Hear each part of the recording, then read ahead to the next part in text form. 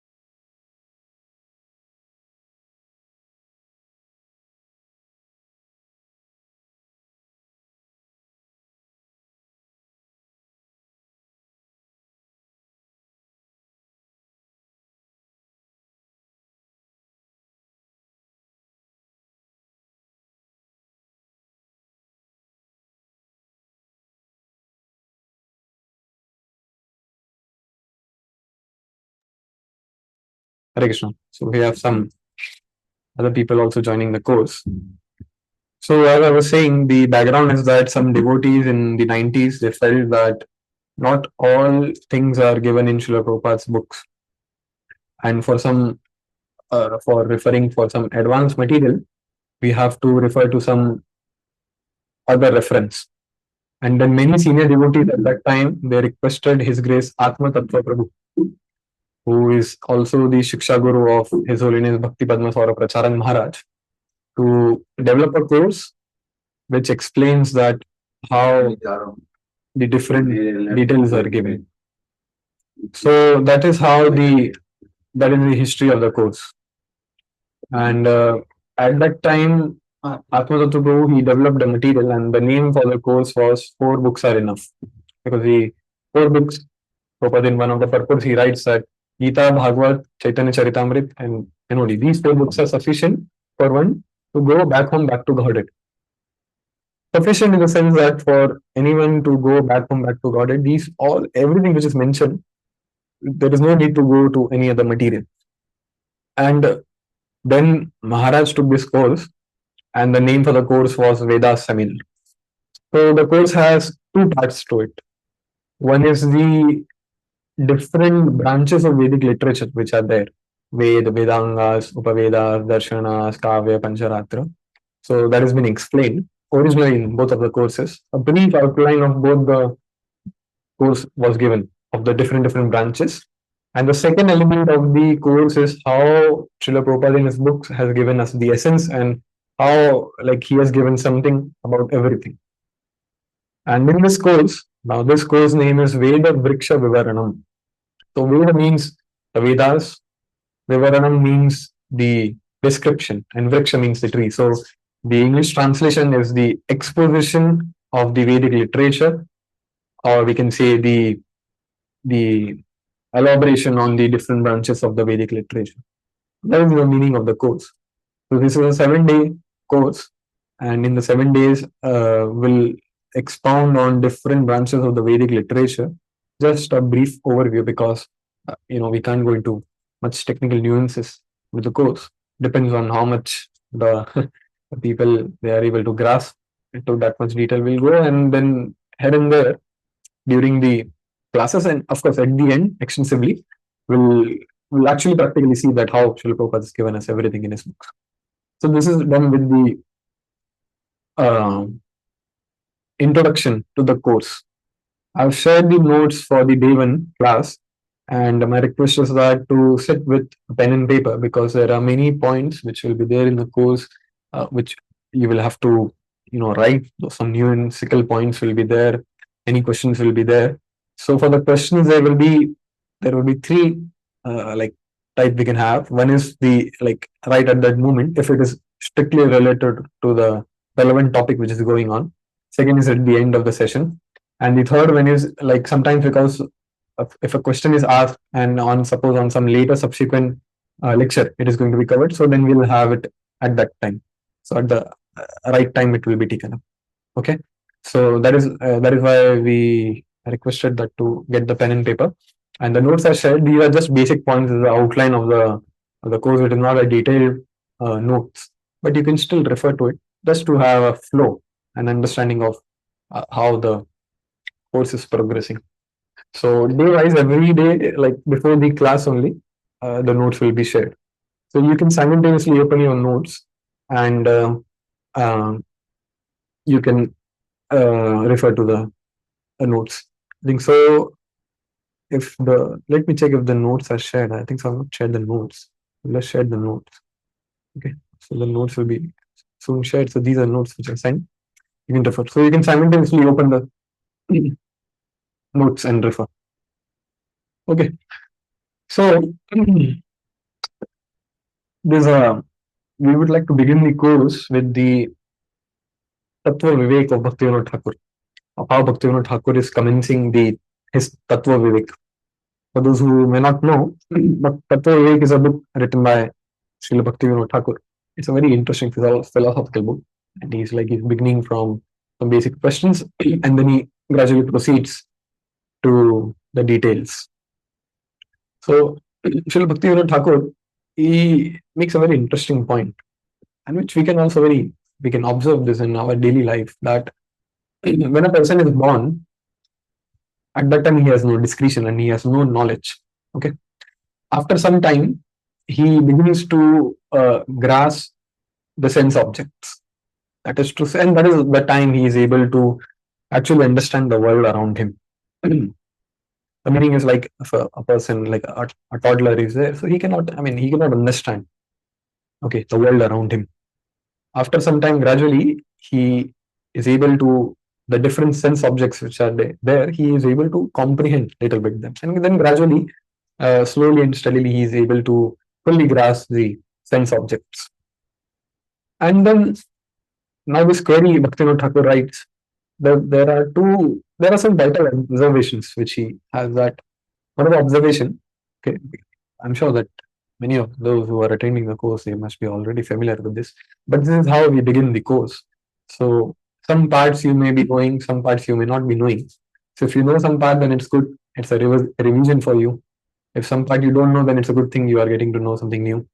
Something which you know but you're not clear, so then you will get clarity on that. Spashtata on that.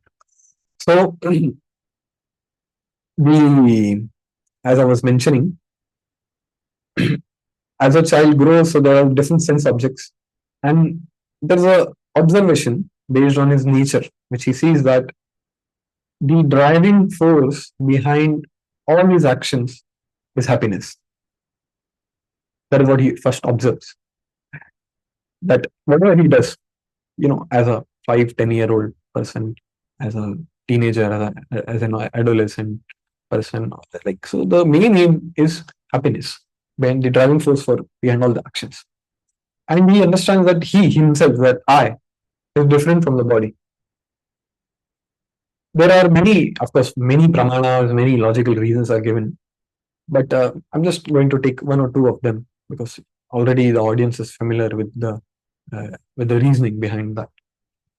So one of the reasons is that we use when we get a hurt, when we are hurt on our, let's say we get an injury on our hand, we don't say, I hand got a injury. We say my hand got an injury.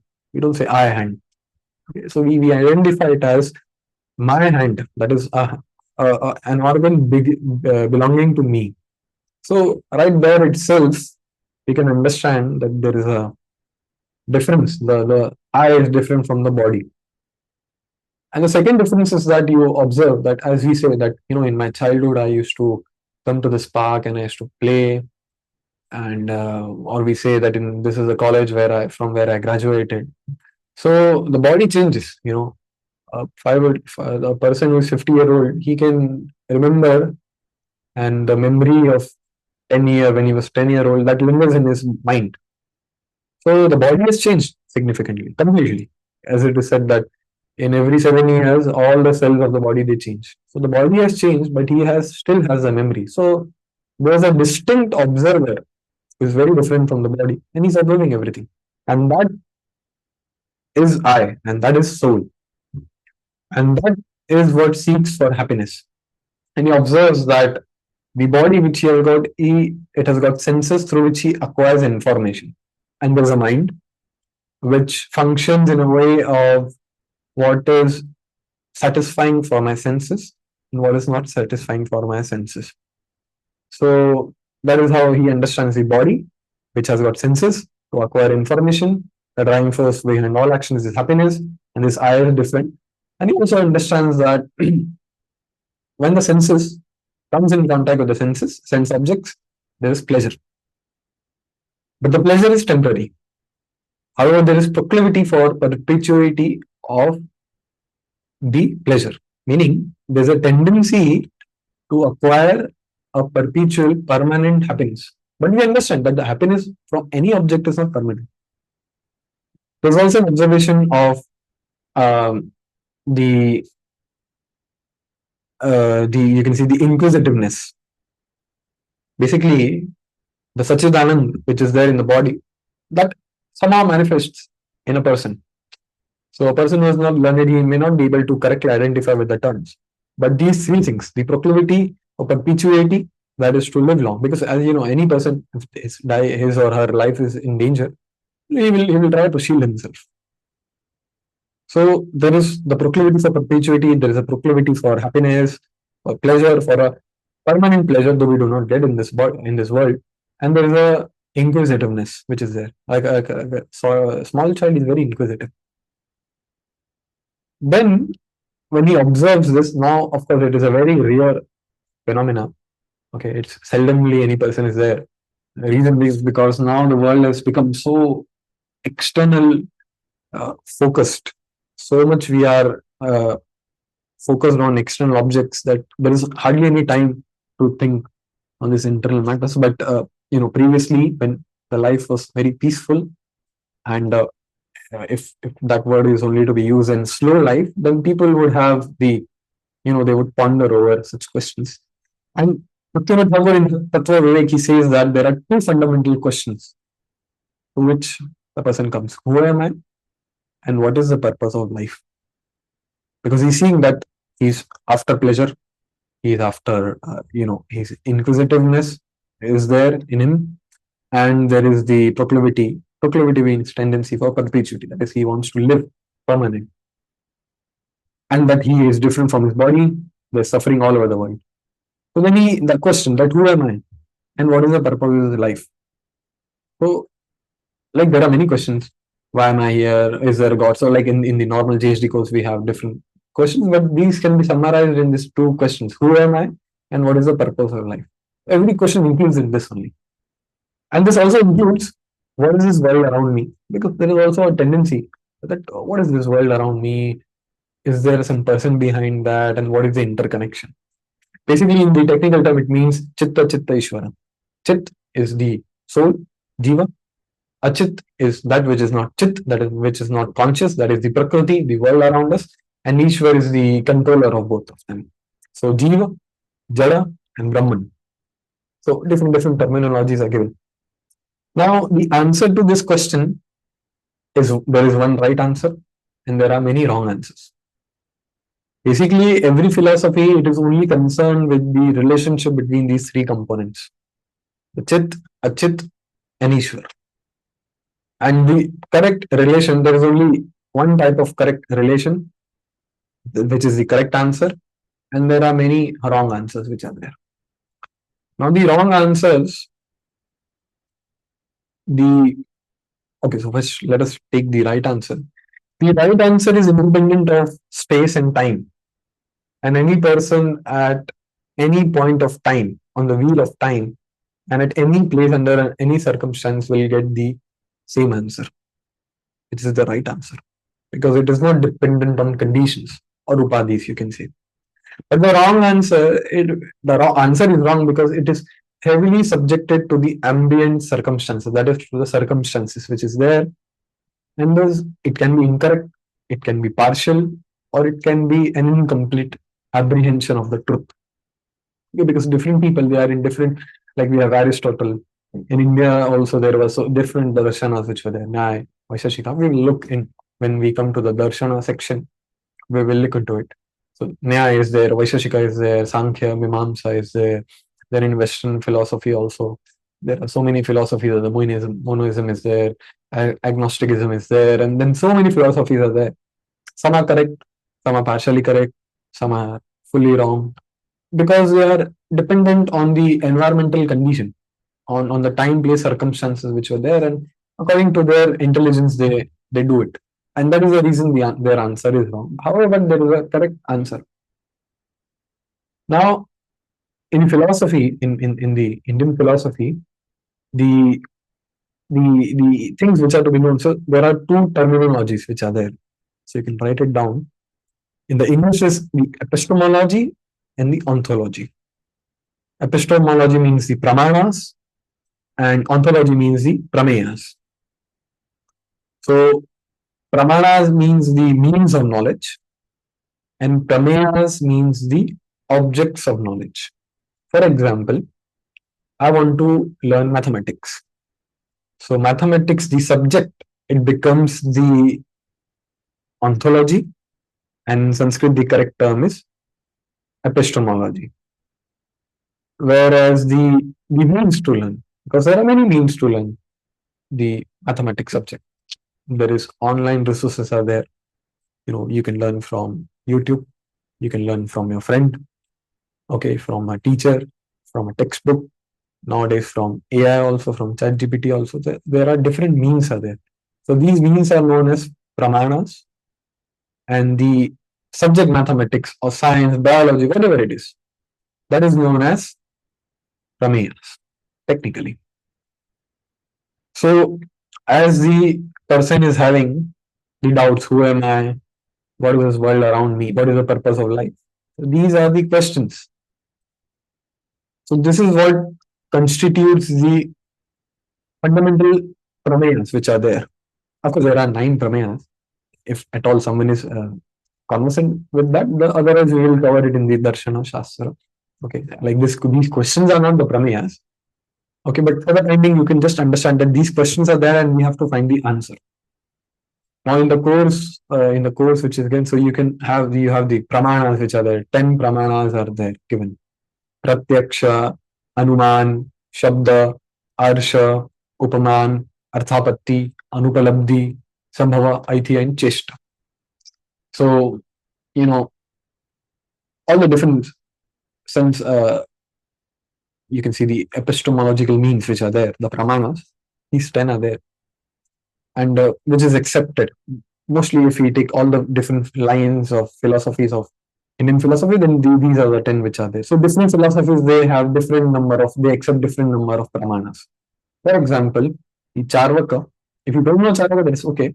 But just for information, Charvaka, they accept only one, that is Pratyaksha. Okay.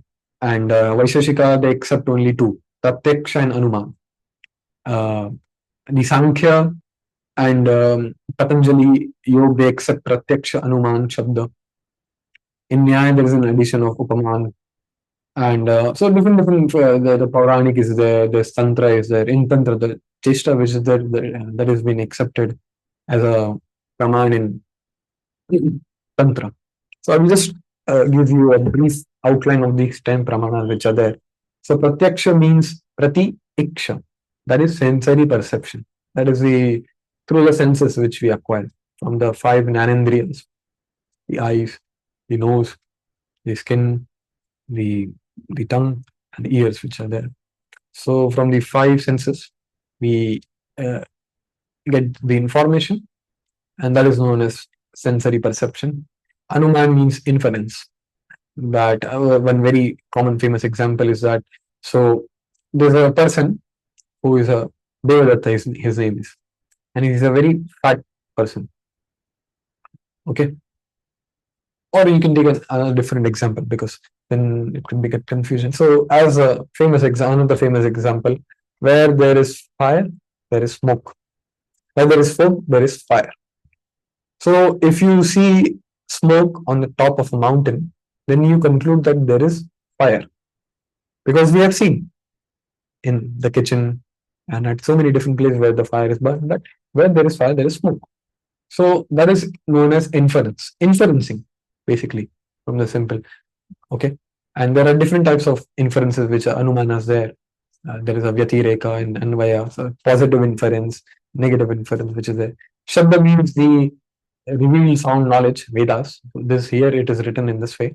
Or the technical definition is that Shabda means the words of an Apta Purusha. Words of an Apta Purusha. So Apta means a person who is knowledgeable. There are 2 criteria. That first of all, the person should be knowledgeable, should have the correct knowledge, and the second is he should be willing to give this correct knowledge. Because someone who doesn't have the correct knowledge, then how can he give the proper knowledge? And even if he has the correct knowledge, is he inclined to give that knowledge? That is the definition which is there. Next we have is the Arsha, that is the statement of authoritative sages. Okay. This is actually different from Shabda, because Shabda means Shabda Praman, Vedas also, but Arsha is the authoritative statements of sages like Manu Samhita, like that. Then we have the Upaman, that is an analogy. Okay, so through an analogical way, we give an example. So if there is an animal, it is known in Sanskrit as Gavya. So if someone doesn't know what is Gavya, so we say that, Gavya is an animal similar to a cow. So it is not exactly a cow, but we give an analogy. Okay, so that person, if he goes to the forest, it's a wild animal. So if he goes to the forest, then he sees He sees that, oh, which animal is that? And then he say that it is looking similar to a cow. And then he understands that, oh, it's Gavya. That is known as Upman. And Arthapatti is presumption. So here you can have the example that suppose there is a person who is a well-built, stout person. His name is Devadatta. And he's not eating in the daytime. So you conclude that he eats at night because he's a lively person. He's living and he's a well-built personality. So definitely it is not that without eating he is sustaining. But you have never seen him eating at night, and you have not seen like you yourself you don't know if he eats at you have never seen him eating at the daytime. So you conclude that he's eating at the night time. So that is known as presumption because there are all you can say it as an elimination method also in the modern context because of all the possibilities for the reality for the thing which you are saying for that to happen you have to accept this understanding. Okay, so there's a question that how do we conclude who is a apta purusha? Okay, in the darshana class we will actually see how that is given because the apta purusha which is there, it is not that those who are apta purusha they only can conclude that who is an apta purusha. It's not that person who don't know they can conclude who is an apta purusha. Okay, of course in the shastra they are given different what he says that whether that makes sense or not, like in the sense that to suppose if I give you two devices, okay, let's say two telescopes, and I tell you to decide which one is better. So because if you don't have any knowledge, you can't actually understand that how which one is better. Only one who is knowledgeable, he can tell that who is an apta purusha. So who already is an apta purusha, he can only confirm. Okay, a person who is knowledgeable in mathematics, he can only tell that whether the other person is, he's learned in mathematics or not. So an Apta Purusha only can confirm the Apta Purusha. And there are other methods also. What he is saying is it in concurrence with the other person, learned persons who are there. And it depends actually to see it in a broader sense that if you are talking about, see, as I said, in different schools, different number of pramanas are accepted. So the Charvaka, so they accept only Pratyaksha. Okay. So of course, then Apta Purusha makes no sense over there, but you can understand the way. So what if I am saying something and they only consider Pratyaksha, so they will verify it via Pratyaksha. कि ऐसा होता है क्या? Is it so true? And someone is accepting Shabda, so he will go and refer to the Shabda Praman, to the Vedas, to the scriptures which are there, and he will see whether that makes sense or not. Okay. Next we have is the Anupalabdhi, non-cognition of an object. So it may be a little difficult because we in a way of we don't generally we don't learn things in a negative way. But suppose there's a table and there is no book. So you said there is no book on the table. So that is also a source of knowledge. But have you seen the book? No. But how are you concluding there is no book? Because there is no non-cognition of that object on the table. So that is also a way of knowing. And then there is sambhava, inclusion. To explain this is that in a very simplified way is that within 100 rupees, 20 rupees is included. Okay. So when you have 100 rupees, you also have 20 rupees. So that is known as sambhava, inclusion. Okay. You may seem that how is it in source of knowledge, but in the Darshan Shastra we will see. Then we have the Athiya, tradition. Tradition in the sense that something, if it's a lore, it's someone in some village, we say that there is a ghost in the banyan tree. Something which is being followed from tradition. So Athiya is different from Arsha. Arsha is a statement of an authoritative person. For example, suppose the spokesperson, the government finance ministry or foreign ministry, if the spokesperson comes and he gives the statistics that so this is how the financial report of the 2024 or 2025 for India. So that is Arsha. Okay, Atiya is a tradition which is there. And Cheshta means gestures. So, if we have to say victory, so we just signal like this. Or if we have to indicate, get 4 bottles of water, so we indicate it in this way, or we say no. That is chesta. So in the tantric, like which school exactly in the tantra, they they have this. They accept chesta because they have nyas and all of that. So in the relevant class, we will in detail cover it. So these are 10 pramanas, and different schools accept different number of pramanas which are there. However, in the course also you can see that the principal pramanas are only three: Pratyaksha, Anuman, Shabda, because the other seven you can actually include it in these. For example, Arsha can be included in Shabda because Shabda means the vachan of an Apta Purusha. Upaman analogy is again the combination of Shabda and Anuman. Example, so we taking the example of Gavya. So when the person sees that which animal is that, then he remembers that someone had told me that there's an animal Gavya who is similar to the who is similar to cow, and then he concludes. So there is Shabda because he received the knowledge initially at the only originally he received the knowledge via verbal testimony, and then he saw, and then he concluded. So it is actually included in three types of there.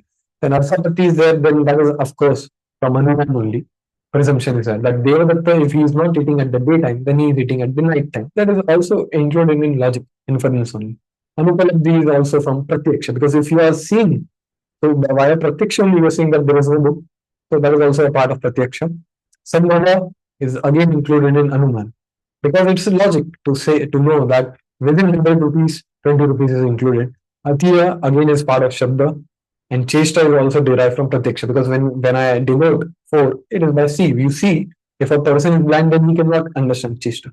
So primarily, basically, the all the different school, the different pramanas are there. They are amongst these three only. And of these three, Shabda Praman is the principal Praman, because there are flaws in the other two Pramanas.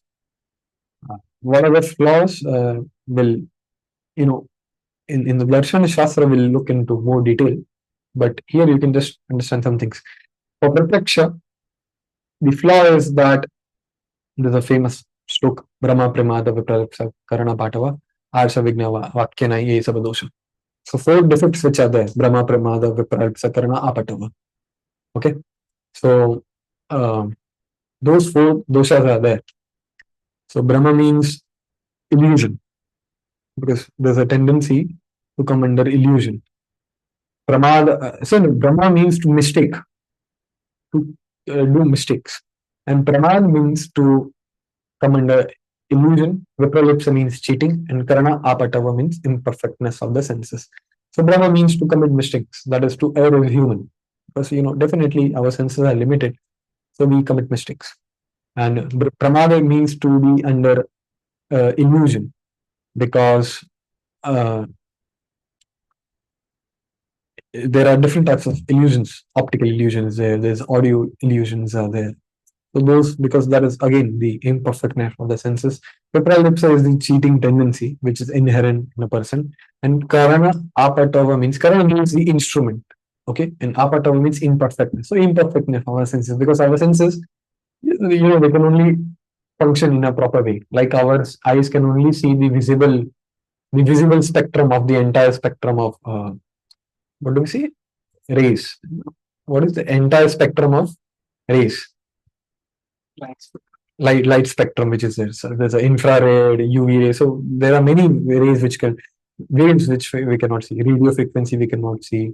So we can only see only within, if it is within the frequency of a certain wavelength, only then we can see that.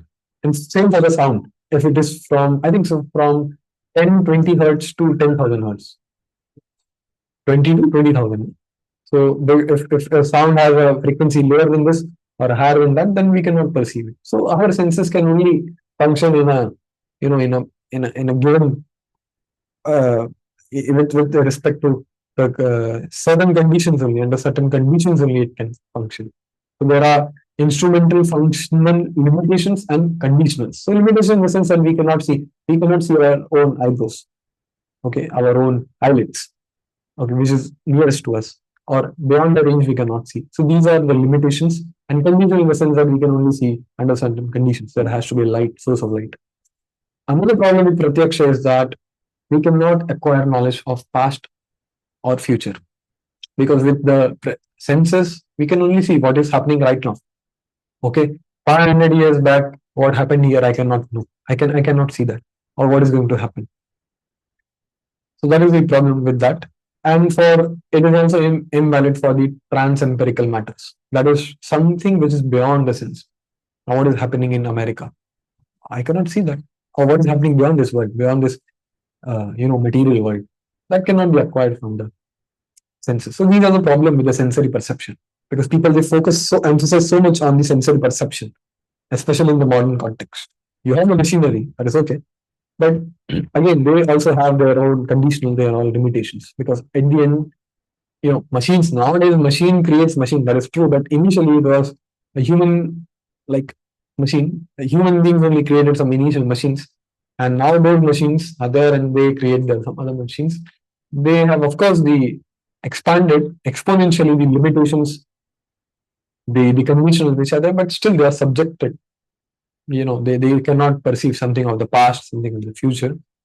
Okay, you may say, but there is a memory which is there, but something which is beyond the something which the instruments have not observed. Then how can you have it in the memory itself? And something which is beyond the world, something which cannot the senses cannot perfect. And even if what we have perceived, we don't have the complete knowledge.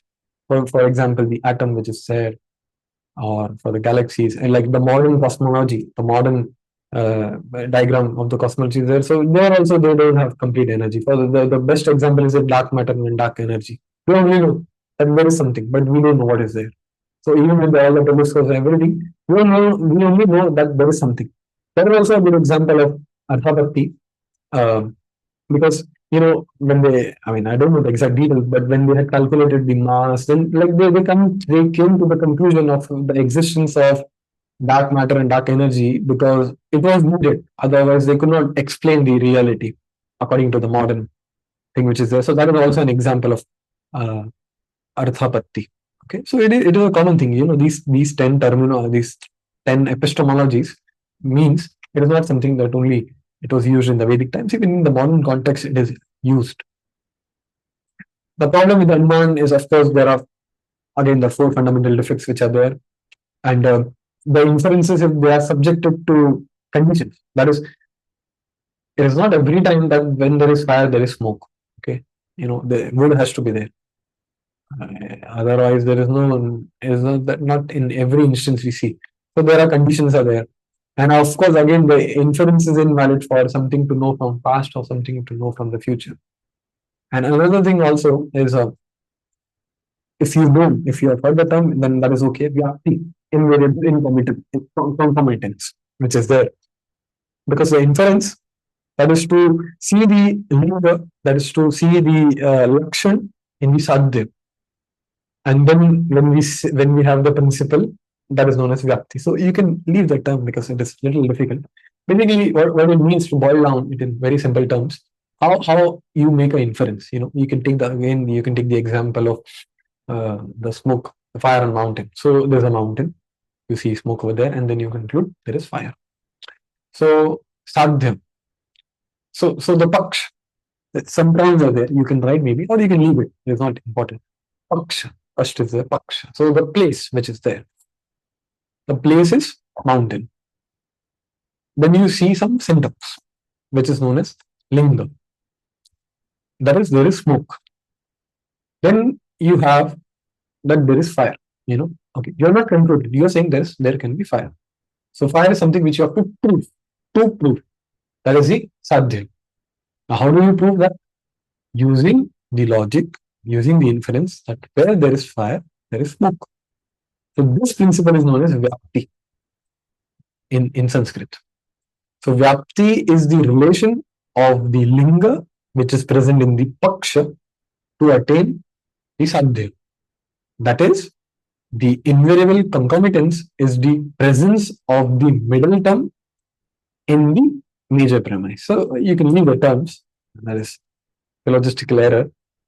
So it may be difficult to follow right in the first class, but that is there. You can just leave in the sense that there's a procedure to have, inference in a basic term. So you see the symptoms at a place, and then you know the principle that, wherever these symptoms are there, then this thing is considered to happen. So then you apply that principle over there, and then you conclude that yes, this thing is there. Okay.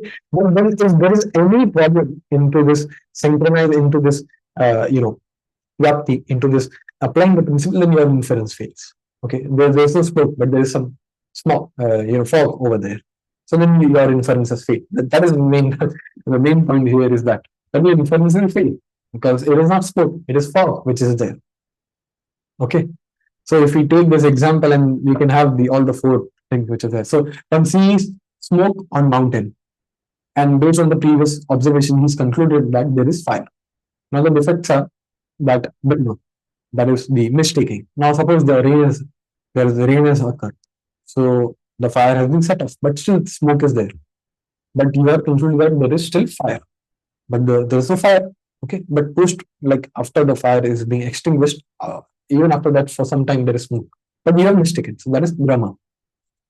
You have mistaken the fog as smoke, that is Pramada, illusion. Okay, and now this may not seem to be very obvious, but suppose there's a village nearby, and you have to take advantage of the situation, and you go and you exaggerate. You try to create a panicky situation by exaggerating.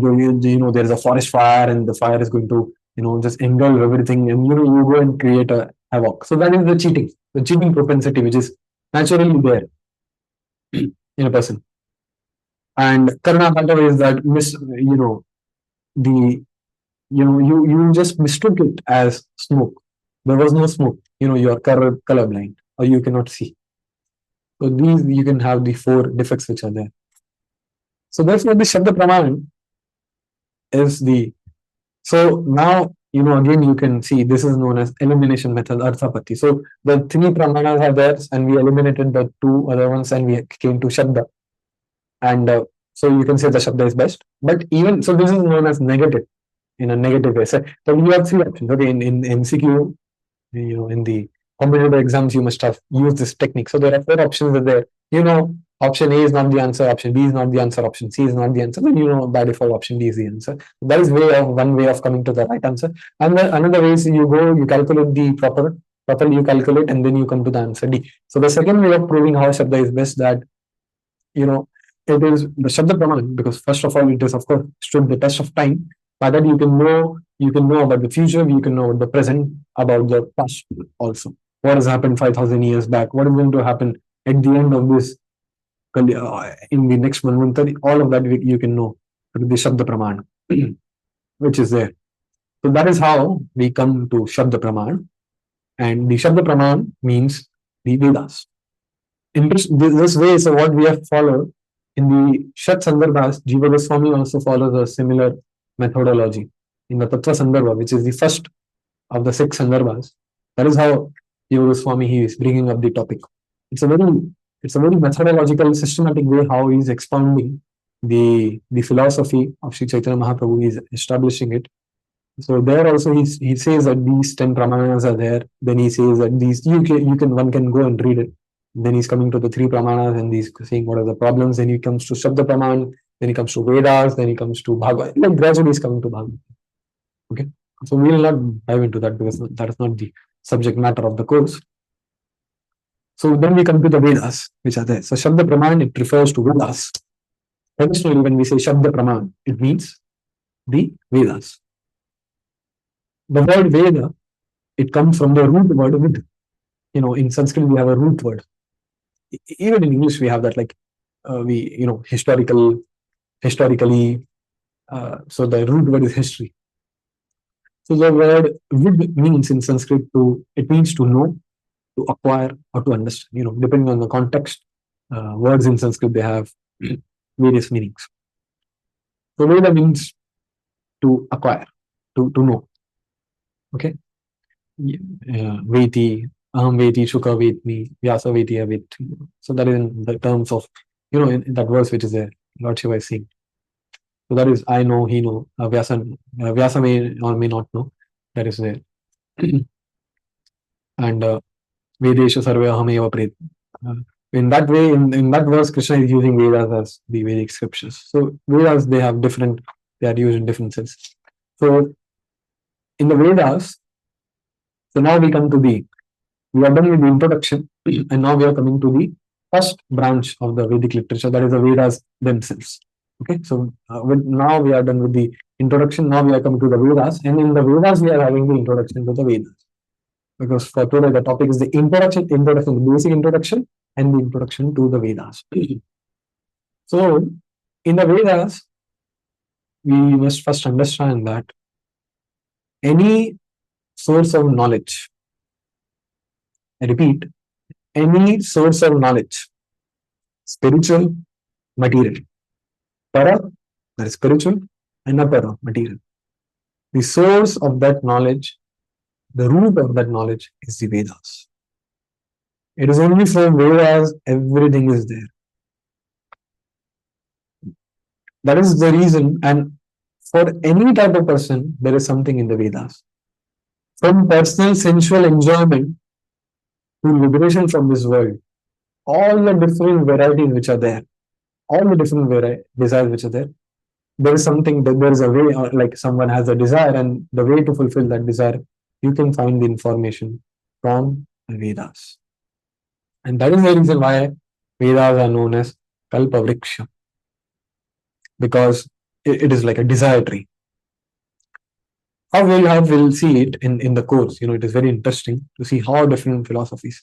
And okay, so I am personally not much learned, but still I can, I can give you a challenge that you bring any source of knowledge. It's an open challenge. You can go search on net. You can come, throughout the 7 sessions. You will bring any science, any sort of science. I'm repeating, any sort of science, from the most mundane, from the most pathetic science to the highest liberation. And you will find that I will only show you how that is there in the Vedas. Okay, and you will also understand it at the end of the course. And this Vedic knowledge was passed through the generations via the Guru Shishya Parampara. Okay, these Vedas, as I said, the Kalpavriksha, it is like a Kalpavriksha. And in this context only that verse is there, Nityo Nityanam Chetanas Chetanam Eko Bhunam Yo Vivadhati Kaman. Okay, that refers to the Lord, how he is fulfilling the desires of all the beings. And so the Vedic literature, they are designed and composed in such a way so as to fulfill the desires of all the living entities, because God fulfills the desires of all beings. So, because, any source of knowledge, it is not just restricted to the human species, but it is any species. To give you an analogy, you can understand that the Vedas are like a manual, and this world is like a product. You can say a refrigerator. So suppose if you buy a product, okay, you buy a refrigerator. So then there's a manual which you get, and in the manual, everything is given about the product. Okay, how to install the refrigerator. In case of this is there, then you have to do this. In case that is there, you have to do this. All the possible cases. I mean, given that it's a perfect refrigerator, so everything is given about it. Okay, the technical details are also given it. Now, suppose in case in case of some discrepancies there, so then also it is mentioned what to do. And it is foolish for a person to laugh that, why these things are mentioned. Let's suppose some person is there, his fridge is working normally, and he's just going through the manual. And he's saying that, why so many cases are given? Because those cases may not be applicable to the person at that time. Okay, at emergency case, in case of a fire, in case of some burning part, if some part is not working, then what to do? That may not be applicable for that person at that time. It doesn't mean that that part of the manual is useless. It may be useful for some other person, because the manual is made with a perspective of keeping all the possible cases and all the different types of people. Okay, in some Vedas also, you find different sources of knowledge, different means which are given. At some place you find that heaven is what to be attained, Liberation is what is to be attained. Impersonal liberation is there. Lord Shiva is the supreme personality, and different things because that is given to cater to the different needs of different people, and it is uh, you know it is incorrect for a person to laugh. Array, why this thing is mentioned? Okay, because it is given for everything, and maybe perhaps for the person who is laughing in some other lifetime, maybe he was also in need of that. We never know that. Okay, and so as a manual has the even the minutest detail in the Vedas, we have all the details which is there. Now, before going into the another aspect, the tenets, you can have in the notes. There's a image which I've attached, and all the different branches of Vedic literatures are given. So you can say in this one page, in this one image, all the different branches are given on the page three. At the end of the page three, all the notes which are provided.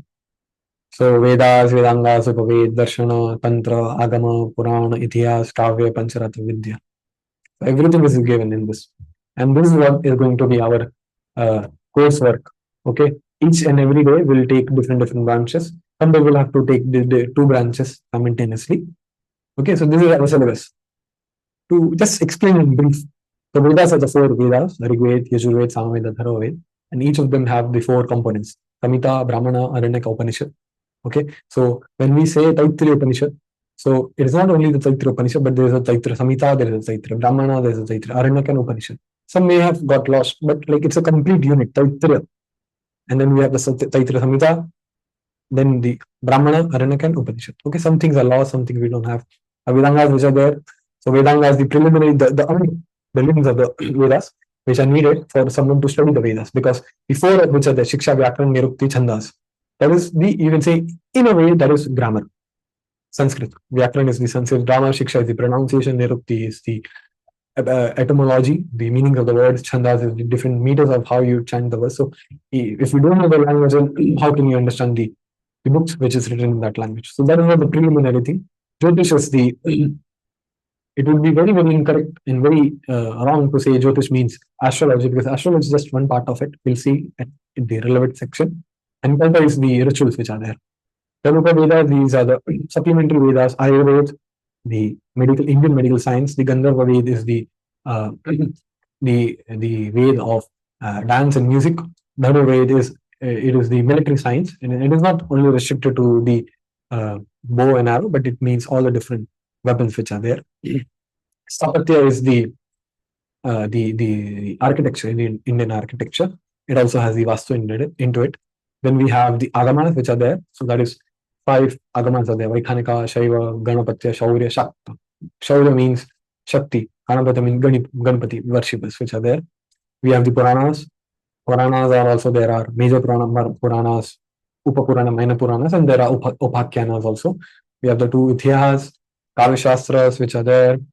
Then the Tantras, Pancharatra, and Darshana which are there. So this is just in brief I'm saying, because we'll be looking into each of this in great detail. So you can again and again come and refer to this to understand. After that, we'll go on to the second part, that is some fundamental tenets, concepts. You must be very familiar with all these things. But still, I'm going through these things. So the first concept which is written, only the points I've mentioned, Travastu. Para means 3, Vastu means things. So Chitta, Achitta, Ishvara. So like these things which are there in the Vedic scriptures. Because it is essential for one to know. So Chitta means the conscious, the sentient component. Like example is that in the environment science we have studied, there are abiotic components, there are biotic components. This world is composed of abiotic components and biotic components. So in a similar fashion, you can understand that this world has 3 components: the Chitta component, the Achitta component, and the Ishwar component. Not this world only, there is not this material world, but it is the entire thing, everything, the entire gamut philosophy which is there. Chitta is the soul proper, that is the all the sentient aspect. Achitta is the matter, and the Ishwar is the control of that. Next, we have the body mind construct. So we have the Sharira, we have the Atma. There are 2 terms which are used. You can write this down. Atma and Jiva. So what is the difference? Because we interchangeably use it, but actually they are very technical terms. Atma is the soul proper. When that Atma is born in this material world and he's encased into a body, then that becomes a Jiva. So Jiva is Atma bounded by Sharira in this samsara. Because we all are Jivas. And when we get liberated, then we are Atma. Okay? Because we interchangeably use it, but it is not to be used interchangeably. They are very technical terms which are there. Atma and Jiva. And this Atma is bounded into a Sharira. This Sharira has three: Sthula Sharir, Sukshma Sharir, and third one, if you have heard, Karana Sharir. Sthula Sharir is the gross body which we have, what we can see. So Sukshma body is the subtle body, mind, intelligence, false ego, and Karana Sharir, the causal body which is there, which is the only the vasanas which are there. I'm not going into much detail right now because at the relevant time we will cover it, how actually to understand, because right now only if we cover, then it will be very difficult for people to follow. Okay, up until now, is there any doubt related to this? Okay, so to give you this understanding is that right now we are in our gross body, subtle body, and the current. All the three are there. When we leave this body and we go on to the next body, our subtle body is carried. Okay, so from the initial, from the beginning time, like when we were demigod, we were Brahma, Indra, or a mouse, or cat, Yamraj, whatever we have the same subtle body which is there. Okay, the gross body changes according to the proper which we have. Puji, why do we differentiate between Karanashari and Sukshma when all the vasanas are? I will explain that. Okay, I will explain that. It is not that easy. I will discover. I'm just explaining that. So Stula body is the gross body which is there. At the end of the Brahman's day, so at the end of every day, the body dissolves. Okay, we all enter into Garbhodaksha Vishnu. I hope you know Garbhodaksha Vishnu, which is there in each and every universe, from whom the lotus sprouts. In his body, we are dissolved, and in that body, we are with our subtle body. Okay, our gross bodies are destroyed. Okay, at the end, I hope you know, at the end of every day, we have the dissolution is there, and then we enter into Garbhodaksha Vishnu's body, and at that time we are present in our subtle bodies, and then in the next day we have the same subtle body, and we, according to our karma, we get the gross body. Now at the end of Brahman's life, when the universes and everything is back again absorbed into the Mahavishnu's body, at that time, even our subtle body is destroyed and we are only present in a Karana Sharir. This Karana Sharir is many times not mentioned because it is very subtle. Like the subtle body itself is very subtle. The Karana Sharir is only the vasanas, only the desires of the jiva which is there. And it is very subtle. It is very difficult. The subtle body itself is very difficult to actually comprehend. You cannot actually pictorially represent mind or intelligence properly. Okay, so Karana Sharir, it is the vasanas. Now the question which was there, why it is given differently. One way to understand is that if you read in the Bhakti Rasamrit Sindhu, when in the first part only, the 6 characteristics of bhakti is given, Shubhada and different things are there, and Papagni is there, that it destroys the papas. And there it is explaining that the normal appointments in the 6th canto also at the beginning, in the beginning when Parikshit Maharaj has heard the description of different hellish planets, he is asking Shukadeva Goswami that what can be the atonement and like a permanent means. So because the fruits, it should not be refructify. So therein also bhakti is mentioned, that holy name is mentioned, and Rupa Goswami in the Bhakti Rasamrita Sindhu mentions that how a path, because bhakti, it destroys the ignorance, right, the root which is there. Okay, at the relevant time we'll cover it in detail. So we do sins because we do actions. We do actions because we have desires. We do desires because we have ignorance. We are unaware of the purpose root of the body. Because of that, we have the vasanas, and because of that, we do actions to fulfill those vasanas. And any action which we do in this material world, there are it can be perfect. There are some sins which are there. So that vasanas which are there, that is the root cause of the perpetuity of our existence in this body, and that is that vasanas. It is only with that we are present in the Mahavishnu's body. So that is why it is mentioned separately. It is not, properly into the mind. It is very actually subtle, and it is actually beyond um, the visualization of our mind to actually cognize how the Karana Sharir is there. That is why it is not, at many times it is not mentioned. It is included into the Sukshma body only. But actually, Karana Sharir is there. There are three Sharirs are there. There are many Brahmanas are there. In the Advaita, in the Vedanta philosophy, it is well established. So that is one with the mind-body construct. Next concept which we have is the karma. So karma, it is in the twofold meaning is there. One is the fruit of the actions of the actions which we have performed in our previous lives. So the fruit of the actions which we get, and the next one is the action itself which we do. And this karma only becomes the cause of pain and pleasure. As I said, in Bhakti Rasam Sindhu, it is given. Because we do actions and that is there. Because of this karma only, we are situated in different avastha and sthanas. That is to say, avastha in the sense that we are like, so we all are into the human body, but we all have different type of the subtle body and the gross body. It is because of the karma. And sthana because some are in the middle planetary systems, or some are in the Swarga, some are in Narka Loka, Narka. So the reason is the karma. The karma again is of three types: karma, vikarma, and karma. Karma is doing the prescribed duties. Vikarma is going against the prescribed duties which is given according to Varnashram. And akarma is to do karma with no action. And next concept which we have is the material world, Bhautika Samsara. So, as I said, the three concepts which are there, Chitta, Chitta, and Ishvara, Jiva, Prakriti, and Ishvara, which is there. So, of course, it is a very big debate in the Darshana school between the Nyayikas and Charvakas and Sankhya, that honest to who is the proper creator. But I'm just giving you one argument, which is from the Sankhya. In the Sankhya philosophy, it is given that, of course, that argument is also not correct, because they only, if at all someone knows. So otherwise, we will cover it in the relevant time. Only Prakriti and Purusha is given. So Purusha is the Jiva. Okay, Purusha is not the Ishwar.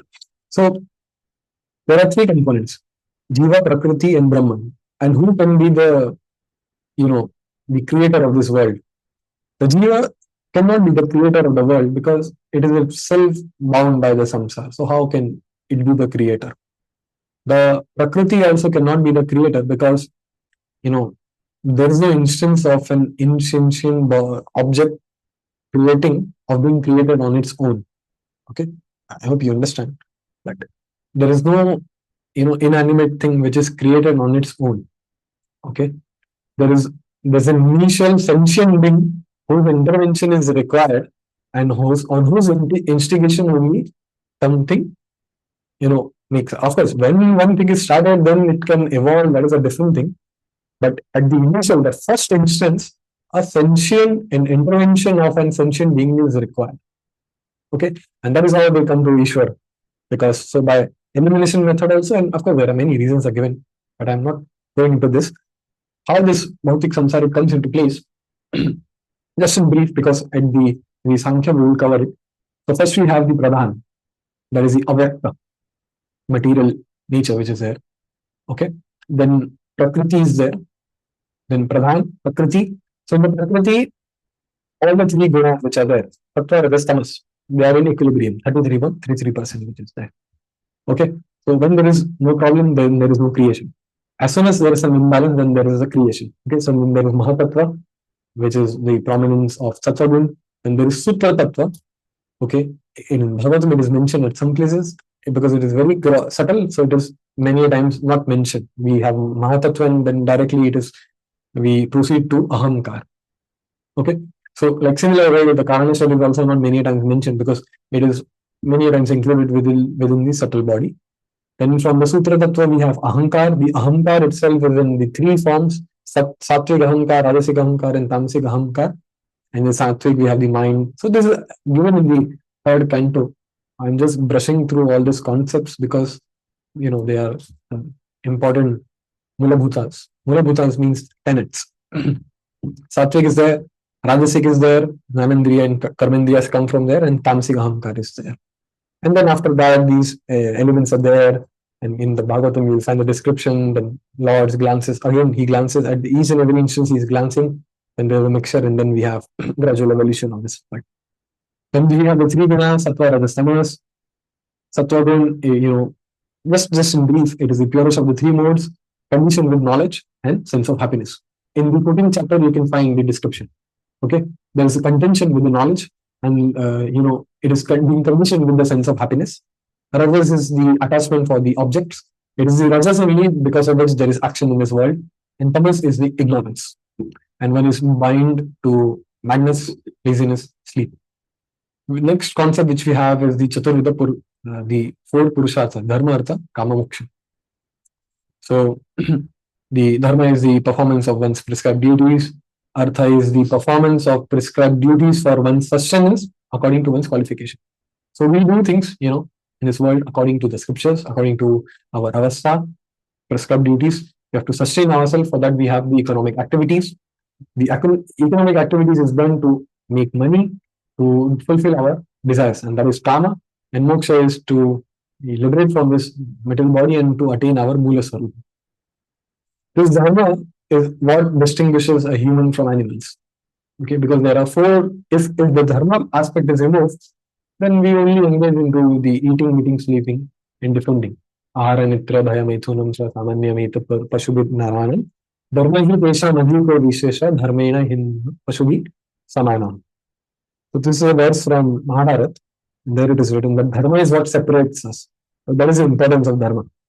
And on dharma, the dharma-based economy, arthik avastha is only there.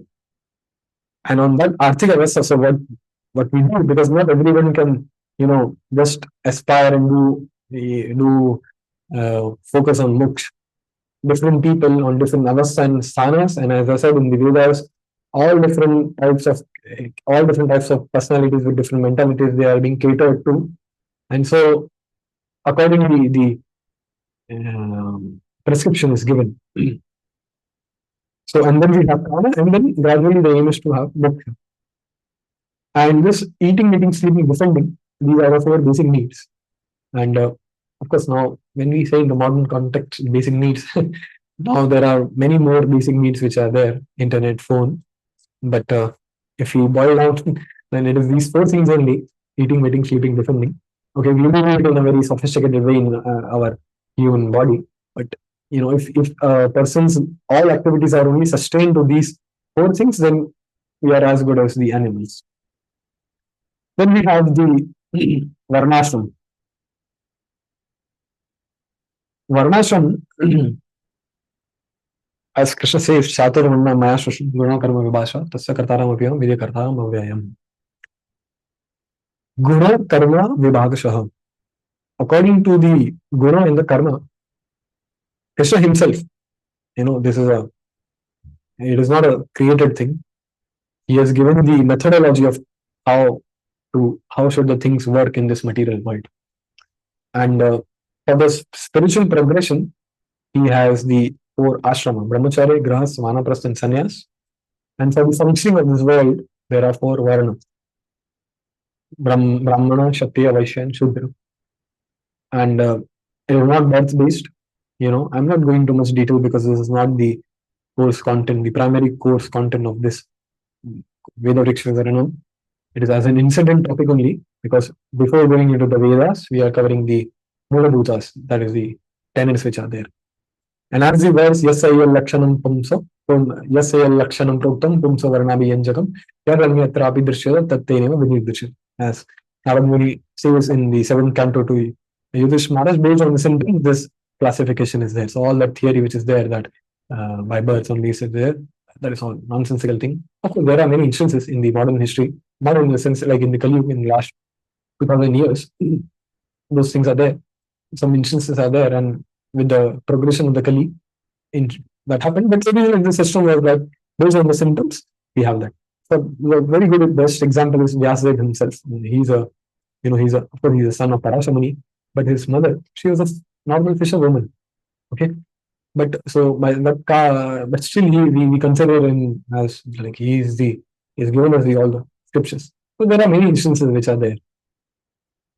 So there is no originally there was no such idea which was there, and this Varnashram system which was there, like um, to cover it as an incident topic, that in any way, even in the modern context, we have a system with which the world functions.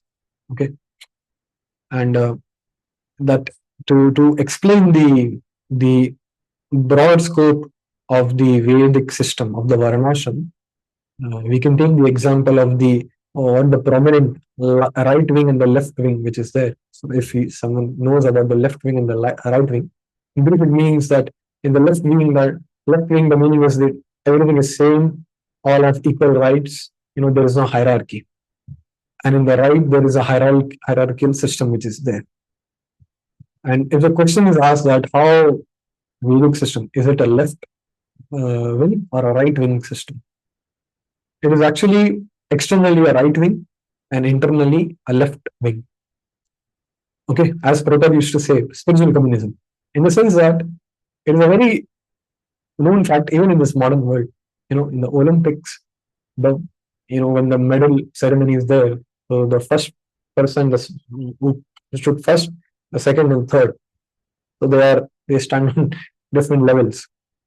The director in a government institute, the director of the institute, the normal professor, and the watchman and guard of that institute, they are treated differently. They have different facilities. So that gradation is there. However, the left aspect is that in the Vedic system, the same spirit soul is present in all the human body. That is being well recognized, and it is on the basis of the on the lakshana which is showing the differentiation is given. In that way, it is left, and in the functioning way, it is the right. So next concept which we have is the sadhana sadhya.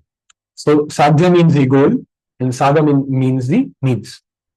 And to summarize it in way, there are three sadhanas: karma, jnana, bhakti.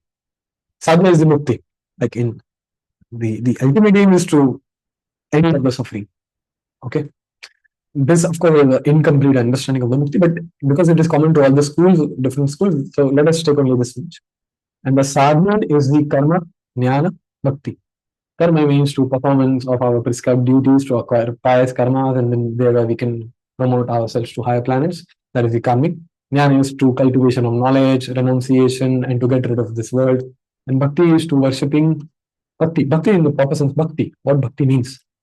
It means to worshipping the deity, any deity, with unalloyed devotion, pure motive in order to attain their lordship's eternal service.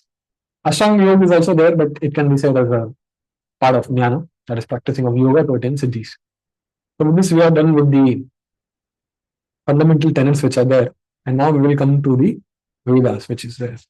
And traditionally, normally when we hear Vedas, we have the four books: Rigveda, Samaveda, Yajurveda, Atharvaveda. But Vedic knowledge is, as I said, any source of knowledge, anything which you have is the root is from the Vedas only. At the relevant sections, we'll cover how that is there.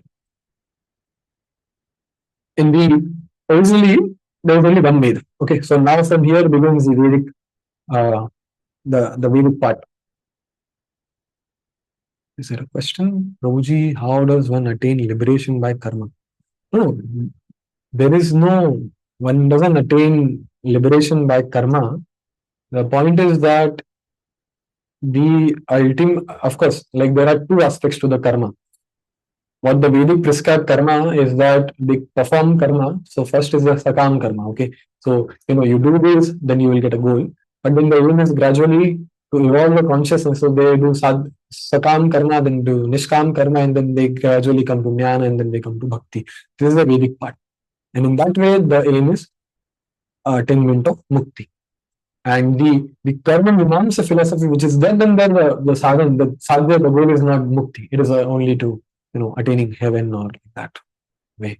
Okay, so I just merged that, but there are two differences are there. So, as I said in the Vedas, the aim is to the gradual evolution of the consciousness towards bhakti. Bhakti is the only thing which is given, and so like you can take the example of a ladder. So people are on different ladders. Okay, the Vedic system is to gradually promote them to the step which we are there to gradually evolve them to the upper rungs of the ladder. Okay, and with the aim, at the highest is the attainment of the Mula Swarupa, which is there. That is the logic. Okay, so anything which is mentioned, you can take it to understand it means a karmic thing, it means to attainment of heaven. That is only a way to get people. Okay, that is a marketing scheme of the Vedic system. So originally, Lord Brahma, he spoke before Vedas, like to him before Vedas were revealed, and he spoke before Vedas from his four mouths simultaneously. Okay, from east mouth, because he has four heads. East from Rigved, from the south Samaved, from the west the Yajurved, and from the northern mouth the Atharvaved. So from the four mouths, he simultaneously spoke before Vedas.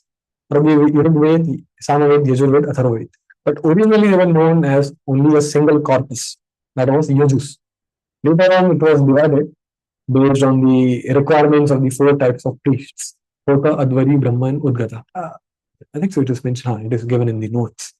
In the notes, you can simultaneously follow with the notes.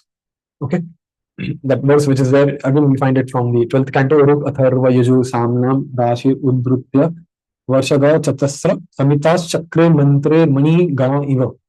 So like the four, the Rigved, Samaved, Yajurved. So when Lord Brahma spoke, the mantras were mixed, and there were like four gems: ruby, sapphire, emerald, and what else is many? Ruby, sapphire, emerald, amber. And so they were mixed, and then Vyasdev, he segregated them. And originally, the Vedic knowledge used to be passed via the Guru Shishya Parampara, because people were Shruti there. Shruti Dhar means Shruti by hearing, and Dhar means to retain. So just by hearing once, they could remember it for good. That is, lifetime they could remember. They were Shruti Dhar people. And for a one, like that is how it is there. For a person who was less intelligent, so he did not comprehend by hearing it once. So for him, the teacher would repeat 3 times. So one person would understand it by repeating it thrice, and then he would understand. So if someone understands something by hearing it thrice, then he was known as a dumb person at that time. So that was the caliber of people in the Vedic times. They were Shrutidhar people. Then of course, gradually, the Smriti Shakti of people, that verse is Tataschanodinam Dharmam. What is that verse in the 12th canto is there? Tataschanodinam Dharmam. That verse is there. Gradually, it will decrease. Jnana, Bala, Smriti, that will decrease. Okay, anyways. So that was there, and then the Vyasdev, as you know, in the first canto also that is given, Vyasdev, he wrote down the Vedic scriptures. Now, so each and every student, he used to learn all the four Vedas. But then because the Smriti Shakti of the people in general, they begin to dwindle. So then the Vedas were segregated into the four parts. Now the division was based on the four needs of the four types of priests which are there: Hota, Advari, Brahma, Udgat. So in the words you can find. So where is Ved? So what happens is you will see it in the tomorrow only in the Vedangas class. We will see how the basic structure of the yajna is. But basically, the current time yajna, the procedure is, so you offer oblations, you call the deity, you invoke the deity, and the deity used to themselves come. Okay, and so the deities would come. You would welcome them. You would entertain them, And entering in the sense, you will offer the the the juice, solar juice to them, and then when the deities have come, you will offer oblations to them. They will accept the oblations, and then whatever is what was the purpose for which the yajna was done, that was being fulfilled, and that was over. So on this basis only, the four types of priests are there. So the first is to invoke the deities, and that is the work of the Hota priest, and that is comes under the Rig Veda. And that is why the Rig Veda, it contains mantras to invite the devtas into the sacrifice. The Hota priest sings the mantra inviting devtas to preside over the sacrifice. And the division is Mandala Sutta mantras that will come into later. So even if you have attained the yajna which is there, the first is to invoke the deities. First, the Agni is invoked. Like the first part is the Shuddhikaran, okay? The Shuddhi and all that is there.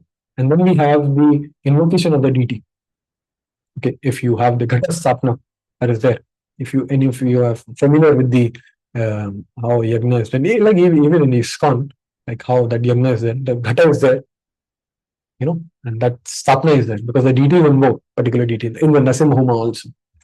And once the deity is invoked, then we have the Samavit Udgata priest. So it contains mantras to entertain the devtas. After that, as entertain in the sense that it is not a dance in music, okay, but so it has rhythmic themes in the Vedas. Then we have the Yajurveda. That is in the Yajurveda only we find many the procedures of how to conduct the Vedas, because the proper oblations are then offered, okay, to the deity who has been invoked. And the other Atharva Veda, Brahma priest. So that priest is there. He looks into the overall functioning of if everything is functioning properly. So he sees that everything is functioning, because in the Vedic times, for anything, for attainment of the post of Brahma, to anything which you want, you could by yajna you can attain that. However, the condition was that it has to be perfect. Any mistake and then you will incur, there would be punishment. Brahma Rakshas, you become a Brahma Rakshas. So it was very precision why is the yajna well done. Tomorrow, if we get time, we will cover that. As a supplementary topic, it is being kept in the Vedangas. Krishna willing, we will cover that. So the Brahma priest, he knew the entire procedure, and he would actually look if everything is properly functioning. And Atharva Veda properly contains what was left from the three Vedas after Srila Vyasadeva, he gave the divisions of Rig Veda, Samaveda, and Yajurveda. Whatever was left, as an appendix, that was given in the Atharva Veda. Now, the next which we have is the component of the Vedas. So this verse is from the Kurma Puran, Ekavimshati Vedena Rugvedam Krutavapura. Shakhanam tu Chatanaiva Yajurvedam Atha Karu. Samavedam Sahasrena Shakhanam Prabhibhedasaha Atharvanam Atho Vedam Vibheda Navakena tu. So the Shakha means the branches. So the Rigveda had 21 branches. Yajurveda had 100 branches. Samaveda had 1,000 branches, and the other Veda and the seventh one. So the branch Shakha, what I'm talking about. So this is are there any earlier, later Veda, or they all are getting to? Yes, of course. I mean, see, this is the modern understanding. Okay, so you don't confuse it with the modern understanding. In the modern, they have that, there was a Vedic period, the Upanishadic period, and the Rig Veda is the oldest of the Veda. How they do is that there are carbon dating of the texts which are available. So the Rig Veda was the first Veda which was written. Of course, today, if we see the methodologically, then Rig Veda is the first, because we first involve the deities. So Rig Veda is the prime. In that sense, it is the first Veda. But that is completely ridiculous, because we, in the Vedic tradition, what is there in the Bhagavatam, the Vedas are the Shabda Praman. Shabda Praman means Shabda Brahman. Okay, Shabda Brahman means the Brahman in the Shabda Swarup. So the Vedas are eternal. It was as Brahman. The Lord in the sound incarnation is what the Vedas are. And Vedas is the Vedas and the Veda Puranas, everything is included in that, like by extension. So simultaneously only the entire knowledge was given by Vishnu to Brahma, and then he quoted to, we will see the division, how that was there, the chronology which was there. So he gave knowledge to his disciples, the 10 Manasputra, and likewise it was propagated. and it was given simultaneously. There is no gradual evolution of knowledge which is there in the modern history which is being taught. That is not there. That's why I said the example. Na? If someone is making a product that is a refrigerator, now who has created, he has a complete knowledge of the refrigerator because he has only created the product and he only makes the manual. It is not that someone else will come and make the manual. And it is not that the manual is gradually made. Okay. So the product is out and then he's gradually releasing it. No. Here, he knows inside out what is there. So the material world is the product in an analogical way I'm saying, and the Vedas are the manual of how to function in this world. And all the knowledge, material, spiritual, everywhere in the Vedic scriptures. So how to function, how to sleep, how to wake up, how to pass stool, how to worship the deity, how to do achman, how to beget children. So everything is given. Kama Shastra, Artha Shastra, Dharma Shastra. We will see that. That is actually the aim of uh, the course. So there are two parts of there. One is the exposition of the different Vedic literatures and how Shilpada has given us the essence. Everything will be covered in the course. So you have to patiently work that. Yes, there is simultaneous. All the species, 84 lakh species were simultaneously created. There's no that Darwin theory of evolution. And all the knowledge was simultaneously given to the Lord Brahma. And all knowledge, even now we have all the knowledge in this because the sound, in the Tanmatra form, it is in the sky. If you meditate, you will get the knowledge. It is there, and even these stages, we will just see that. No, in just some few moments, we'll see that. So coming back to the topic, we have the component. This component had four parts. Aranyaka, we have the Samhita, Brahmana, Aranyaka, Upanishad.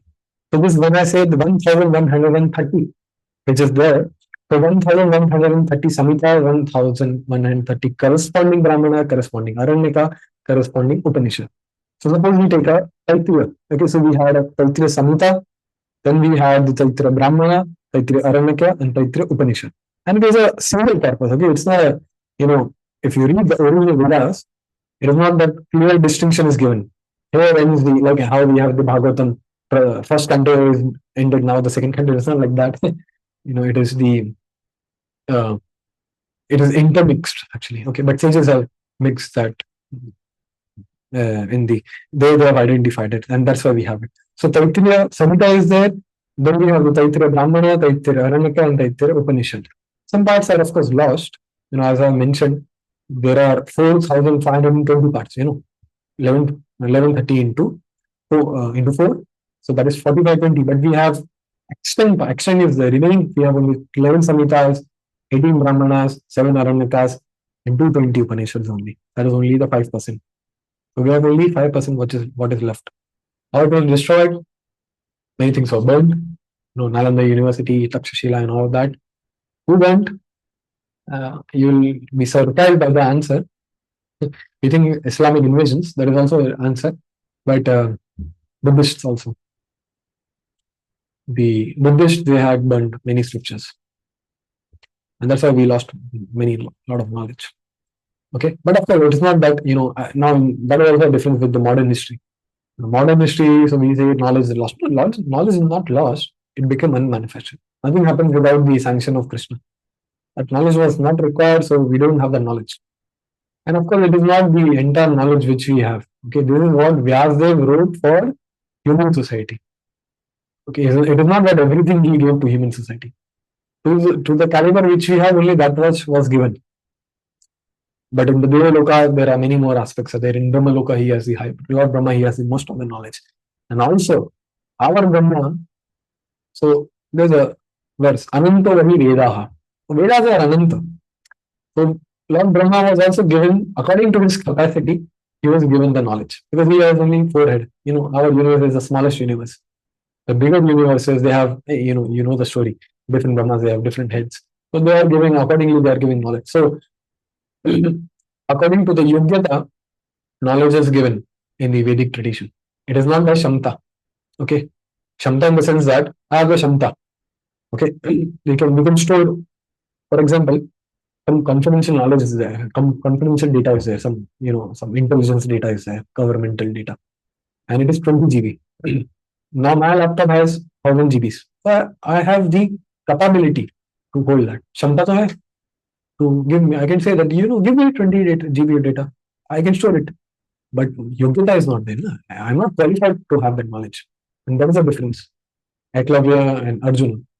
So Eklavya was, he was capable to have the knowledge. Shamta was there, but he was not yogya. Like as an incident topic only I'm mentioning. So in the Vedic literature, and it is solid. It is not in those times. Even now, the intelligence data, all the confidential data which is there, it is not widely publicly given. It is according to the Yogyata. So, everything that happens is perfect. We only have to know the nuances. With respect to Mahabharata, there's a book by Madhvacharya, Mahabharata Tattva Nirnay. So one can read that book. Okay, how much one will understand, that's a different thing because, some preparation is required. But Sridhar Madhvacharya has given everything. So at least they have the qualification. In the modern context, we have only Shamta. Everyone can throw money, he can get admission and he can get knowledge. But it was not the original way it was given. Only the Yogya person were given the knowledge. And that's why it was restricted to only the three Varn, the Brahmana, Kshatriya, and Vaishya. Because Shudra people were not capable of that. Now you may say, but suppose someone is capable. So yeah, yasya lakshanam praktum pumsavarnam vyanjakam. So if someone was qualified, then the knowledge was given. But prior, that is generally, it was not seen. So why it is not seen? Now the question is there because this is a very important thing. In the modern context, we have many times, even in ISKCON, not that everyone, there are so many learned preachers are there, and it is not that all of them were born in Brahmin family. Forget about Brahmin family, they were born in foreign family, but they are still intelligent. And so many are born in Brahmin family, but they, in India, they consume meat. Because we don't have the proper varnashram, the sanskaras which are there, which is not followed, and that's why, we are now only for name Brahmana. But originally in the Vedic times, the samskara and every methodology was followed. So to a Brahmana, prior, generally in 95 99% cases, a Brahmana soul was only born in a Brahmana family. So there was no this sense. So generally, you could say that a Brahmana is only a Brahman born. And that's why it was a rule that only Brahmana Kshatriya, they can study. And in those also, like Vaishya, some aspects were not taught to them, some aspects were taught to Kshatriya. So that is how it was there. So by Shamta. Anyways, coming back after a long digression. So the yoga that is given, the 5% knowledge we have. So, you can understand something. But though we have only 5%, still we have sufficient to go back home, back to God. Still we have a lot of things. Okay. Still there are so many texts which are not translated into English language. So many things are unknown. So many texts which the British they stole from here. Dhanur Ved and military science they have stolen and they are unable to comprehend it. To give you an example, what 5% means. So in Bhagavad Gita, there are 700 shlokas. Okay. And 1% means 7 verses. So 5% would mean 6%. You can take, means 742 verses. So imagine if you had only 42 verses of Bhagavad Gita. So how could you comprehend the Bhagavad Gita? And understand that majority of the 42 verses are from the first chapter. So what knowledge will you have of Bhagavad Gita? You will see in that Taraf, Arjuna, he was given up fighting. He renounced to forest because in the first chapter we only have that Arjuna is presenting the reasons, and it looks like it's very obvious now Arjuna is going to he's into abandoning the fight and is going to forest. But definitely, of course, that is not the case with the Vedic scriptures. We have the commentary of the acharyas, and the 5% which we have is sufficient. So now coming to the sections which are there, Samhita, Brahmana, Aranyaka, and Upanishad. In brief, you can understand that Samhita is the mantra portion, the anthology prayers. So that is the different prayers which are there. Brahma Samhita is not a Samhita, it's a Pancharatra text. It is not a Vedic text, it's a Pancharatra text. Okay. We'll at the end, maybe someone can note down, because I will forget that. Someone can remind me to have this Smriti and Shruti division. At the end we'll cover, because if I cover it now, then you will get confused how that is there. Okay, Smriti and Shruti. So Samhita was the mantra portion. The Brahmana was the and Aranyaka. They were the explanation of the mantras which were there. That is the explain how it is done and the rituals which are there. Another way of understanding is that in the Brahmana, the rules for how to live in the city was given. It was primarily for Grahastha, and Aranaka is for those people who used to live in forest, so how to live and how to sustain themselves. And the Upanishad was the esoteric, the philosophical explanation of the mantra. And that's why the first, second, third, fourth. First you have the mantra, then you have the Brahmana and Aranaka, there is the supplementary, the appendix, the explanation, the practical procedures of how to proceed the mantra. And the Upanishad is the philosophical import of that mantra, which was there. And that's why the Upanishads are main. So there are not 108 Upanishads. There are 1130 Upanishads, 1130 Aranaka, Brahmana, Samhita. Okay, that is very important. Of course, there are 108 important Upanishads and there are 10 principal Upanishads. Why those 10 Upanishads become principal? That is the Purana, Katha, Mundakya, Mandukya, Aitareya, Taittiriya, Brihadaranyaka. Then we have the Chandogya, Shat Prashna Upanishad or Prashna Upanishad, and the Isha Upanishad. These 10 Upanishads are known as principal Upanishads. Because Shankaracharya, he gave a commentary on this. Now, why he chose these 10 only? Because there are so many Upanishads. Narasimha Tapani, Rama Tapani, Sannyasa Upanishad, Brahma Upanishad, thousands of many Upanishads there. The external Upanishads are 220. Because these 10 Upanishads, so he had to preach the Mayavad, the Brahman philosophy. So in these 10 Upanishads, he got, like, these were supporting his idea. So that's why he commented on these 10 Upanishads. He commented on the Vedanta Sutra and on the Gita. So it was convenient for him to establish his point. That's why he commented on these 10 Upanishads. When to refute him, Srimad Ramanujacharya, Srimad Madhvacharya, they gave the commentary because if I have to defeat you, so I have to come on the same price, only have to defeat. So that's why they also gave a commentary on these 10 Upanishads, and they also gave a commentary on Vedanta Sutra, and they also gave a commentary on Gita. So that's how in the popular culture it is known as the 10 main Upanishads, but it is not that only these 10 Upanishads are there, or there are only 108 Upanishads. There are 1130 Upanishads which are there. Extant ones are only 220. Okay, that is important to know. Now, some technical nuances before that. The mantras are of three types, Ruk, Yajus, and Saman. Okay, so Ruk is the versified mantras. In the fifth canto, we have that verse form. No, sorry, Ruk are the versified mantras in the normal, in the verse form. Yajus is in the prose form, because in the Yajur Veda, the procedure of how to conduct the Vedic scripture, the yajna is given. So they are in the prose form, like how we have in the fifth canto Bhagavatam. And Saman is the same Ruk mantra, but they are in a melodical way.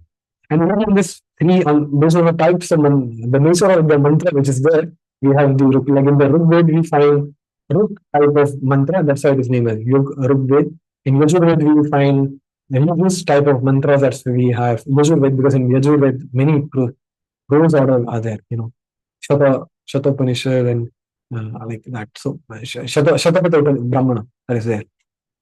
So many details of how to do the yajna is given, and that's why we have that. And then we have the Saman is the same mantra, but in melodical way. Some technical aspects of this, but before that, there is something also important. One more thing. Let me check if it is given in the text. It is not given. Okay, so you can just understand. And these parts. These are just technical nuances. If you understand, fine. If you don't understand, fine. By repetitively hearing, it is actually to be understood. Okay, actually, it is one important note which I have to make is that it is not that possible for you to understand everything, because I think so many things you must be hearing for the first time. It is with time, gradually you will, but with abhyas, you will understand the technical terms and what they imply.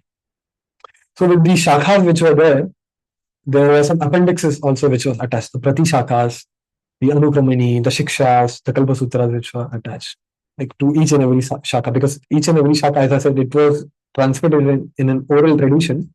So the way of pronunciation, so each and every Shakha, they had a different,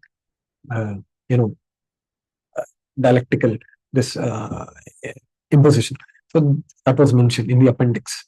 Okay, and traditionally people would study. So first, everyone would study all the Vedas, and our Smriti Shakti dwindled. Then everyone would study each of the Vedas, and Vedas are also divided. In the 12th canto, we can find that. So now we come to the Rig Ved.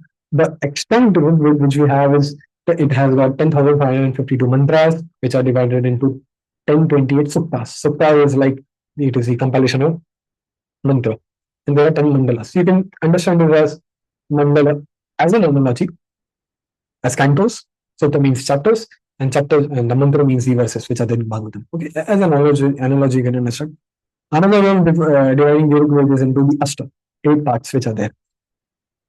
And the branches, the famous branches, I don't know if you have heard the word, but these are the famous branches: the Shakalya, Ashkala, Shankhayana. Shankhayana is a very famous branch. Ashvalayana and Kaushitaki.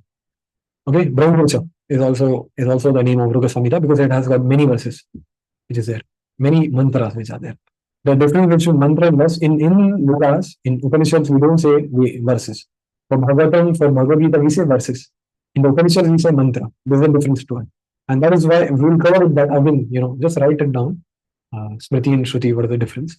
Shruti, the difference between Shruti and Smriti. Okay, please listen carefully. The difference is Shruti is same in this kalpa of Brahma, in the next kalpa of Brahma, in the previous kalpa of the Brahma, in the next creation cycle, in the previous creation cycle, in the other universe, in the largest universe. Shruti is same. Om Purnada Purnamam Purnam Purnam Udachate Purna Se Purnamadaya Purnamevavashishyate. This mantra is eternal, same in the same format, no changes there, in the same krama. It is there. That is why it is eternal. The Puranas, the Smriti which is there, they change. They change in the sense the verses change, but the import is same.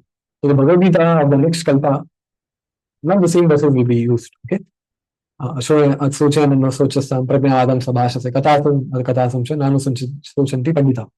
So this was the meaning same, but in some different ways it will be communicated. One good example of this is that that verse. What is that verse which is repeated, in the end of the 9th chapter and in the end of the 18th chapter? I'm forgetting that verse. I'm forgetting that verse, but in Bhagavad Gita there's a verse, a very famous verse. I completely went off from my mind. If someone can find that, at the end of the 9th chapter and at the end of the 18th chapter, that verse is there. So even Krishna. So this is the 18th chapter. And in the 9th chapter also, the first two lines are same and the last two lines are different. So, the translation is same.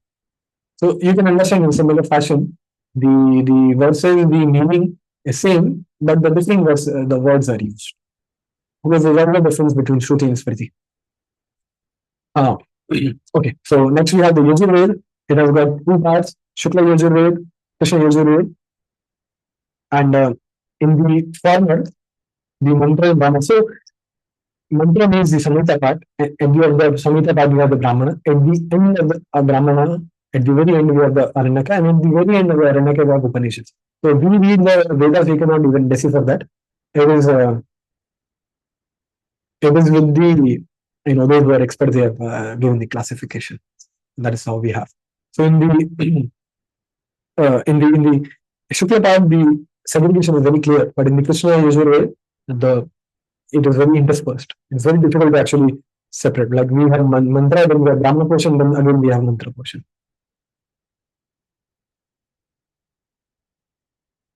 So that difference is there.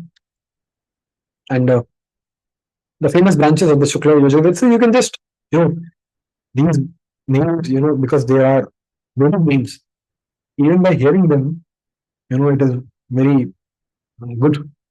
Vajasnehi, the Madhyamnena, and Pandava. And the Krishna is the Kataka, Maitrayana, Taitriya, and Kapishtala. So Taitriya, I think so, Taitriya you must have heard. And Apasambhi. Apasambhi is also very famous, many rituals are given in that. So that is also part of Taitriya. So many times the branches, Shaka, which are there, they have different names, but they have got the same Samhita, or they have got different. So there are many nuances to it. Okay, there's not a very black and white classification that this is Yajurveda, this is Krishna Veda, and this is Taittiriya part. It is very mixed.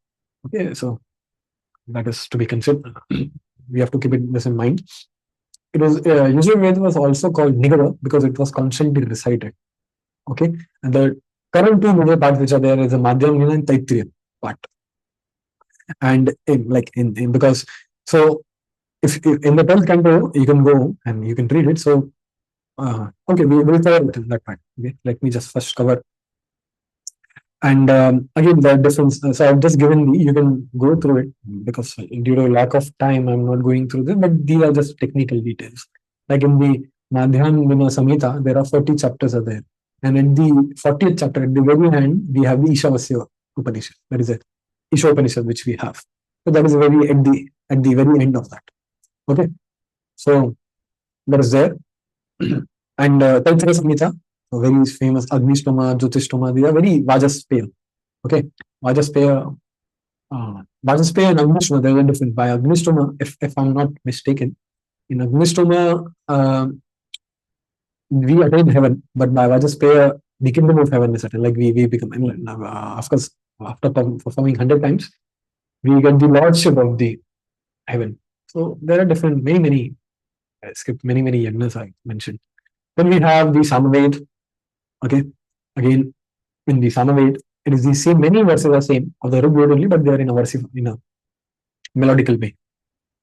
It has got two divisions, Purvachika and Agran. Actually, this pronunciation, this Aranyaka Samans are given, but that is the that is not the correct spelling. The correct word is the Arangaye. Arangaye. Okay, Aranya Gayam.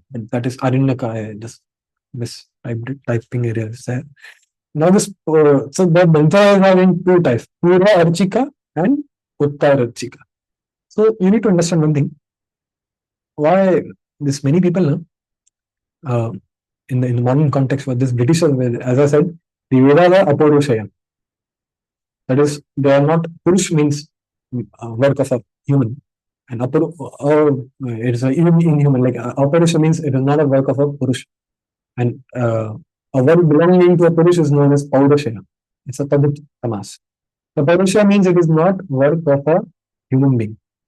It is the work of the Lord Himself. And that is why it is Aparusha. There is no origin to it. It is same. It originates from Vishnu.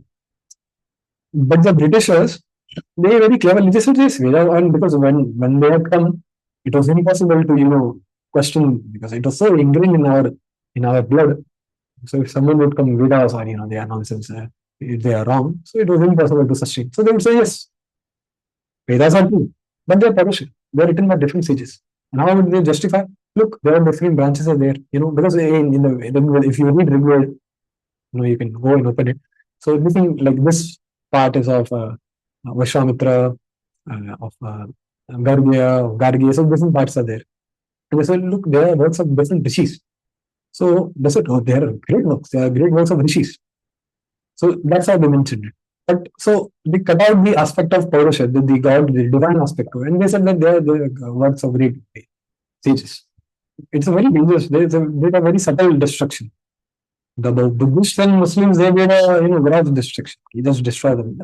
But the British, they destroyed it in a very subtle way.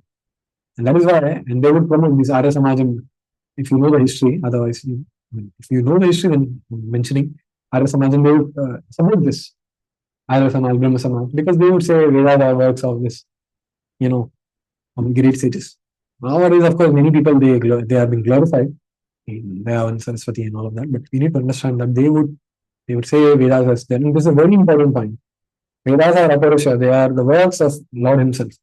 Many learned people in even Vaishnava Sampradaya, they are unaware of this fact.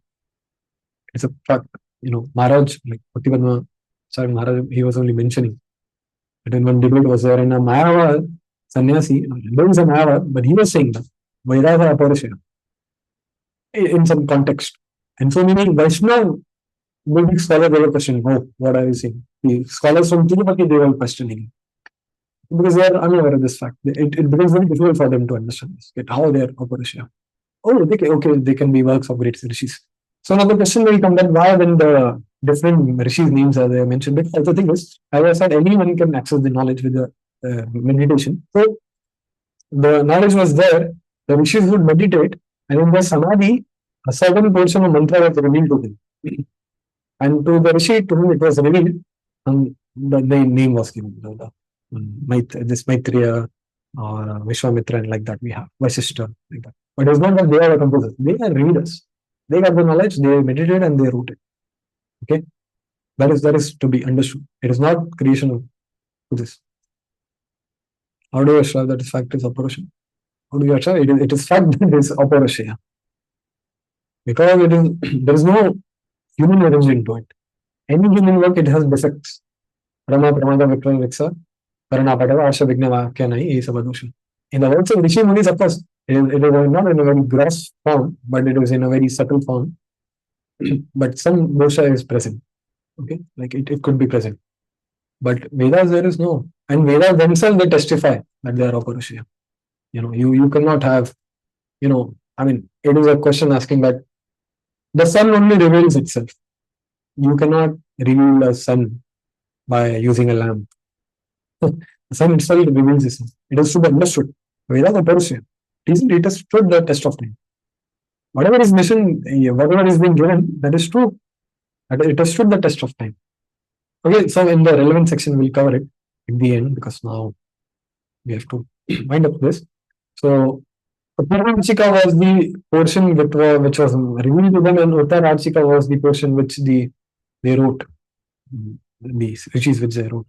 Next, we have the Atharva Ved. They're into 20 books, khandas which are there, 7,950 mantras are there. And in this, we find many details, many sciences, many things are given over here. Okay.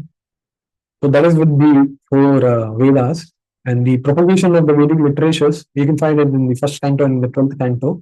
The Rig Veda, so Vasudev to four of his students, he gave four Vedas.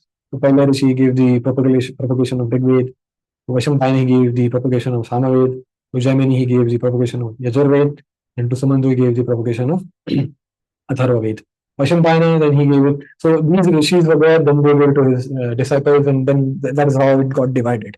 Because Smriti Shakti was divided, was dwindling, and so people would only study a particular section, a subsection of a subsection of a subsection of a section of one Ved.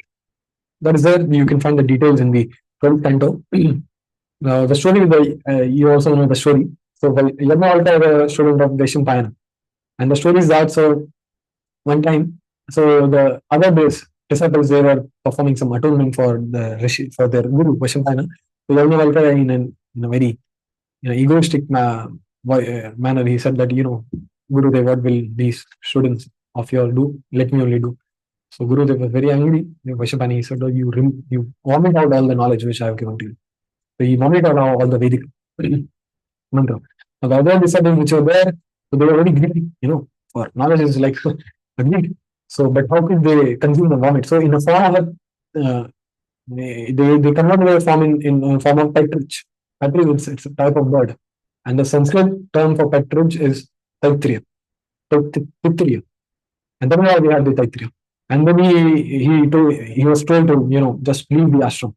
He said that, I will go. He meditated to sun god, Suryadev, and he requested that give me that knowledge which is unknown to my guru.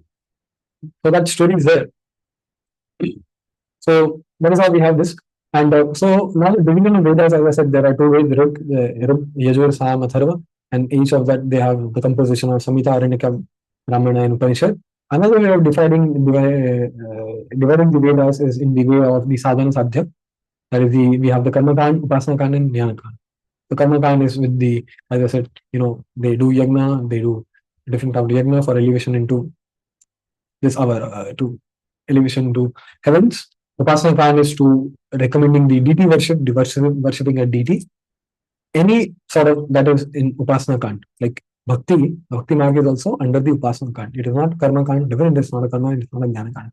Jnana kan is realizing the absolute truth in impersonal way, meditate, renunciation, all that. Upasana means to, you do upasana of any deity. Okay. It could be allied, unallied. Generally, unallied is preferred. The deity also, for some it is the Ganesh, for some it is Lord Shiva, Shakti, the differences are there. For Pancharatra, the deity is the Vishnu. So this is another way of dividing the Vedas: Karma Kand, Upasana Kand, and Jnana Kand. So with this, we are done with the today's portion. Tomorrow we'll look into the Vedangas, the six Vedangas which are there, it comes under the Jnana Kant because there is no karma which is there. There's no upasana which is there. It is all under the our Jnana Kant. Because even in the Ashtanga, which is there, Yama, Niyama. So in the Patanjali class, we'll see. So Yamas and do's. So there is one rule to do. That is Swadhyaya. So they study, and Niyama is to restrict the senses. So there are rules are there. So it comes under the Jnana Kant only. Okay. Bhakti comes under the Upasana Kant. So any questions? Anyone has any questions? We can take relevant to this, to what we have covered today. Otherwise, we'll conclude for today.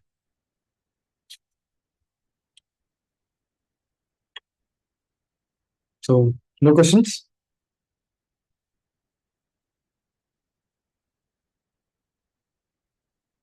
Okay, so we'll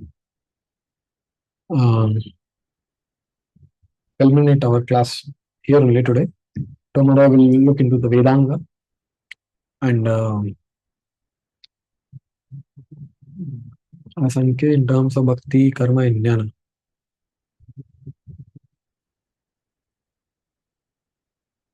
No, I did not understand. Acha, oh, okay, in that sense. No, it comes on Jnana. In that the previous Sadhya Sadhana, it is under Jnana only. Okay. So tomorrow we'll have that. And tomorrow in the Vedangas, we'll also see that how Srila Prabhupada's Bhagavatam class, that pattern which he has given, an entire morning program, all the six Vedangas are there. So we'll have that. The Siksha, pronunciation, Vyakran, the Sanskrit Vyakran, some introduction to the Sanskrit Vyakran, Chandas, something to Jyotish also. So we'll look into that. So just wait for a second. I'm just seeing if something I've missed from the introduction. So Kalpavriksha is done, analogy.